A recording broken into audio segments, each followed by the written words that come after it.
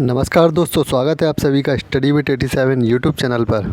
और हम लोग उत्तर प्रदेश लेखपाल से संबंधित महत्वपूर्ण विषय ग्राम समाज और विकास की सीरीज़ चला रहे हैं। इस ग्राम समाज और विकास की सीरीज़ में आज की वीडियो से हम ग्रामीण परिवेश और ग्राम समाज और विकास के महत्वपूर्ण नोट्स पर आधारित जानकारी आपको देंगे।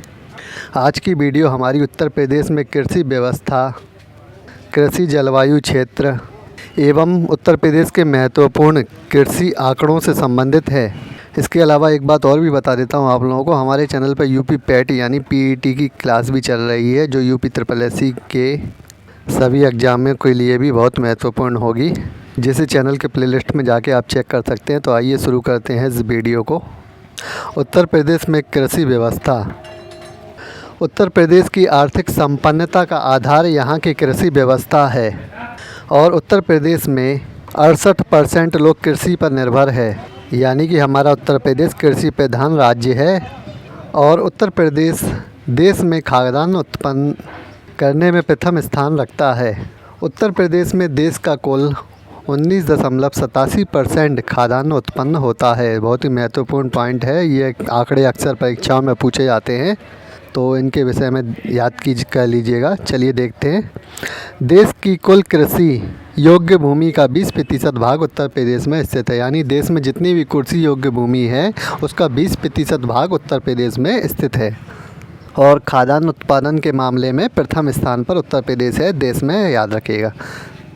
चलिए आगे देखते हैं। उत्तर प्रदेश के 88% भाग पर खेती की जाती है, जिससे कुल आय 68% होती है। याद रखिएगा, उत्तर प्रदेश के 88% भाग पे खेती की जाती है। उत्तर प्रदेश में औसत भूमि का जो आकार है 0.9 हेक्टेयर है, और यह भूमि का जो आकार है हेक्टेयर में, यह काफ़ी कम है, जो कृषि की उन्नति में सबसे बड़ी रुकावट है। अगर बड़े आकार की भूमि, औसत भूमि होती तो प्रत्येक किसान के पास जो खेती होती है उसका उत्पादन भी अधिक होता और कृषि की उन्नति भी बढ़ती रहती।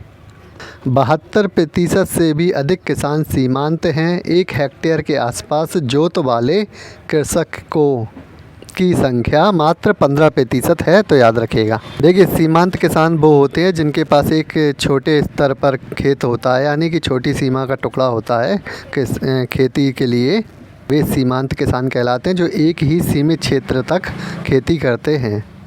चलिए आगे देखते हैं। उत्तर प्रदेश में 45% गन्ना, 38% आलू, 14% तिलहन और 20% खाद्यान्न उत्पादित किए जाते हैं। यह फसलों का प्रतिशत है जो उत्तर प्रदेश में उत्पादन किए जाते हैं। देश के खाद्यान्न में उत्तर प्रदेश पहले स्थान पर, पंजाब दूसरे स्थान पर और राजस्थान तीसरे स्थान पर है। तीनों स्थान पूछे जाते हैं परीक्षाओं में, याद रखिएगा। इसके अलावा वर्तमान समय में उत्तर प्रदेश देश का सबसे बड़ा आलू, गन्ना, गेहूं, दलहन और दूध उत्पादक राज्य है। तो इन 5 चीज़ों में उत्तर प्रदेश प्रथम स्थान पर है देश में, याद रखिएगा। चलिए आगे देखते हैं। उत्तर प्रदेश का कुल कृषि योग्य क्षेत्र 190.841 हेक्टेयर है, जो राज्य के कुल क्षेत्रफल का 79 यानी 79.07% है।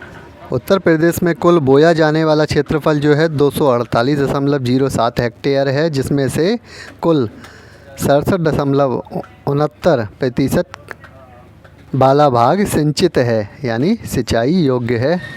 जो बोई जाने वाली फसलें हैं तो उनका कुल क्षेत्रफल दिया है 248.07 हेक्टेयर, याद रखिएगा। इसके अलावा देश की कृषि सघनता 135% है, जबकि उत्तर प्रदेश राज्य में कृषि सघनता का प्रतिशत 146.5% है। उत्तर प्रदेश लेखपाल के अलावा ग्रामीण परिवेश से संबंधित जितनी भी परीक्षाएं होती हैं, उन सभी परीक्षाओं में उत्तर प्रदेश के कृषि से संबंधित टॉपिक्स पर इन्हीं आंकड़ों से अक्सर प्रश्न पूछे जाते हैं। चलिए आगे बढ़ते हैं। देश का लगभग 36% गेहूँ प्रथम स्थान पर उत्तर प्रदेश में उत्पादित होता है, यानी कि गेहूं के उत्पादन में उत्तर प्रदेश प्रथम स्थान पर है। और देश का जो कुल उत्पादन है गेहूं का, उसका 36% केवल उत्तर प्रदेश में उत्पादित होता है। देश का कुल 15% धान उत्तर प्रदेश में उत्पादित होता है और उत्तर प्रदेश धान उत्पादन में दूसरा स्थान रखता है। यह भी बात याद रखिएगा। उत्तर प्रदेश में देश का कुल आंवले का 66% उत्पादन होता है, यानी कि आंवला जो है काफ़ी बड़े पैमाने पर उत्पादन होता है उत्तर प्रदेश में। और इसके अलावा एक और महत्वपूर्ण पॉइंट है, उत्तर प्रदेश देश का सबसे बड़ा फल उत्पादक राज्य है।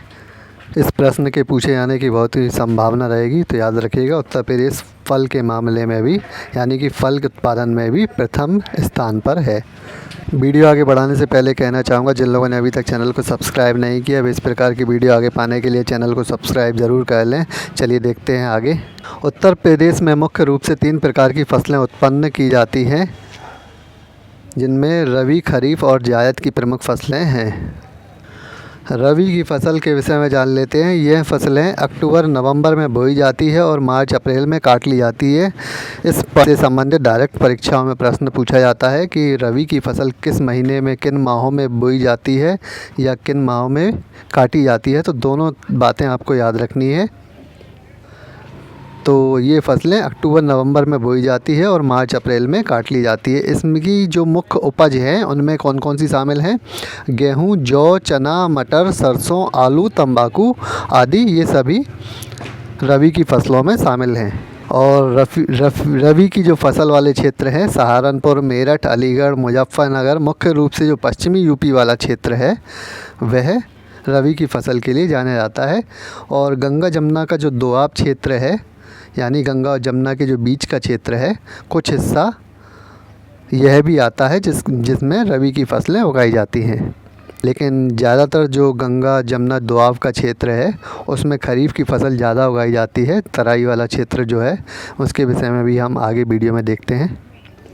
देखिए दिया हुआ है यहाँ पर कि खरीफ की फ़सल के बारे में सबसे पहले जान लेते हैं। यह फसलें मई, जून और जुलाई के माह में बोई जाती है एवं अक्टूबर व नवंबर में काट ली जाती है। इसकी मुख्य उपज में ज्वार, बाजरा, धान, मक्का, अरहर, गन्ना, कपास, मूंगफली, तिलहन, दलहन आदि शामिल हैं। खरीफ की फ़सल का क्षेत्र संपूर्ण गंगा जमुना दोआब क्षेत्र और तराई क्षेत्र है, यानी कि इन क्षेत्रों में खरीफ की फ़सल उगाई जाती है। जलवायु क्षेत्र के विषय में हम चित्र के माध्यम से इसी वीडियो में आपको आखिर में समझा देंगे कौन सा क्षेत्र किस प्रकार की जलवायु से संबंधित है। चलिए अभी देख लेते हैं अंतिम जायद की फ़सल के विषय में भी। जायद की फ़सल को गर्मी की फ़सल भी कहा जाता है। इन फसलों को उगाने के लिए ज़्यादा पानी की आवश्यकता होती है। यह फ़सल मार्च अप्रैल में बोई जाती है और जून जुलाई तक काट ली जाती है। इन फसलों में फल, फूल, सब्जियां जैसे ककड़ी, खरबूजा, खीरा, तरबूज, लौकी, पपीता और मूंग भी शामिल है। मूंग के विषय में याद रखिएगा, कई जगह पर मूंग को खरीफ की फ़सल में भी बताया गया है, पर यूपी SSSC के आयोग के द्वारा मूंग को जायद फ़सल के रूप में जाना जाता है, या इसका सही आंसर जायद फ़सल के रूप में मूंग को लिखा गया है, तो आप याद रखिएगा। उत्तर प्रदेश लेखपाल की तैयारी के लिए हमारे चैनल पर उत्तर प्रदेश स्पेशल और ग्राम समाज और विकास की सीरीज़ चल रही हैं, जिन्हें प्लेलिस्ट में जाकर आप वीडियो देख सकते हैं। दोनों सीरीज़ में 13-14 वीडियो कंप्लीट हो चुकी हैं, आगे भी जारी रहेंगी। चलिए अभी आगे देख लेते हैं। कुछ महत्वपूर्ण आंकड़े और पॉइंट और भी हैं जिनके विषय में भी देख लीजिए।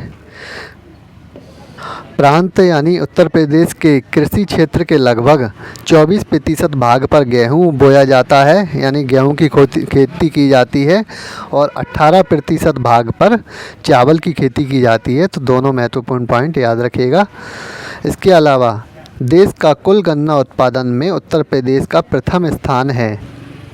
देश का लगभग 45% गन्ना यहीं से होता है, यानी उत्तर प्रदेश में देश का लगभग 45% गन्ना उत्पादन किया जाता है। इसके अलावा महाराष्ट्र में भी किया जाता है दूसरे नंबर पर, यह भी याद रखिएगा। उत्तर प्रदेश के 13% भाग पर गन्ने की खेती की जाती है, यानी उत्तर प्रदेश का जो 13% भाग है उस पर केवल गन्ने की खेती की जाती है। एक अफीम की खेती के विषय में महत्वपूर्ण बात याद कर लीजिएगा कि यूपी का एकमात्र ज़िला गाजीपुर ऐसा है जहां अफीम की खेती की जाती है, और यह खेती कोई चोरी छुपे नहीं की जाती, यह सरकारी निर्देश पर की जाती है। इसके अलावा उत्तर प्रदेश में खेती से संबंधित हमारी यह सीरीज आगे इस तरह की वीडियो के साथ जारी रहेगी।